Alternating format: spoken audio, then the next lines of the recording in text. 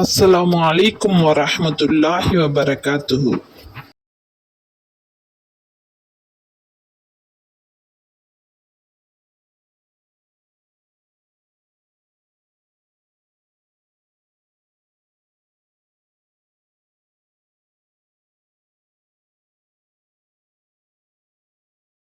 நபியே, அனாதைகளை வளர்ப்பதைப் பற்றியும் உம்மிடம் கேட்கிறார்கள். அதற்கு நீர் கூறுவீராக, அவர்களை சீர்திருத்துவது மிகவும் நன்றே. மேலும் நீங்கள் அவர்களுடன் கலந்து வசித்திருக்க நேரிட்டால் அவர்கள் உங்கள் சகோதரர்களே.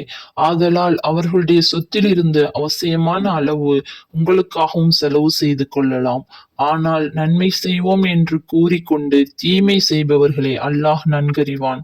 அல்லாஹ் நாடினால் உங்களை மீள முடியாத சிரமத்துக்குள்ளாக்கி விடுவான். நிச்சயமாக அல்லாஹ் எவ்விதமும் செய்ய வல்லவன், நுண்ணறிவுடையவன் ஆவான். ஆகவே அனாதைகள் விஷயத்தில் மோசம் செய்யாது மிக்க அனுதாபத்துடனும் நீதமாகவும் நடந்து கொள்ளுங்கள்.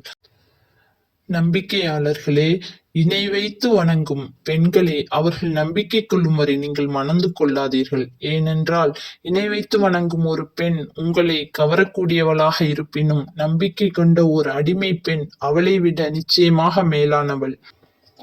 அவ்வாறே இணை வைத்து வணங்கும் ஆண்கள் நம்பிக்கை கொள்ளும் வரை அவர்களுக்கு நம்பிக்கையாளர்களான பெண்களை நீங்கள் மணமுடித்துக் கொடுக்காதீர்கள். இணை வைத்து வணங்கும் ஓர் ஆண் உங்களை கவரக்கூடியவனாக இருப்பினும் நம்பிக்கை கொண்ட ஒரு அடிமை அவனை விட நிச்சயமாக மேலானவன். இணை வைக்கும் இவர்கள் எல்லாம் நரகத்திற்கு அழைப்பார்கள்.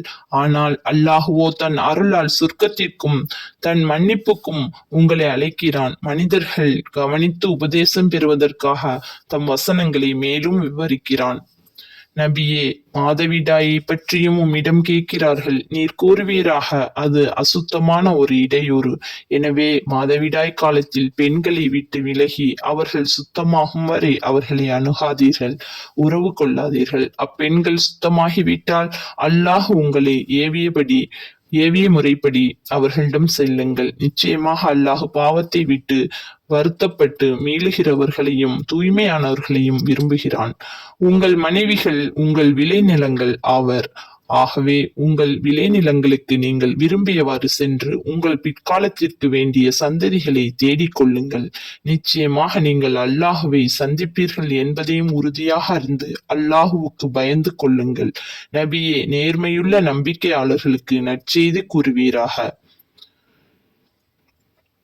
நீங்கள் நன்மை செய்வதற்கோ அல்லது இறைவனை அஞ்சிக் கொள்வதற்கோ அல்லது மனிதர்களுக்கிடையில் சமாதானம் செய்து வைப்பதற்கோ தடையாக ஏற்படக்கூடிய விதத்தில் நீங்கள் செய்யும் சத்தியங்களுக்கு அல்லாஹ்வை இலக்காக்காதீர்கள்.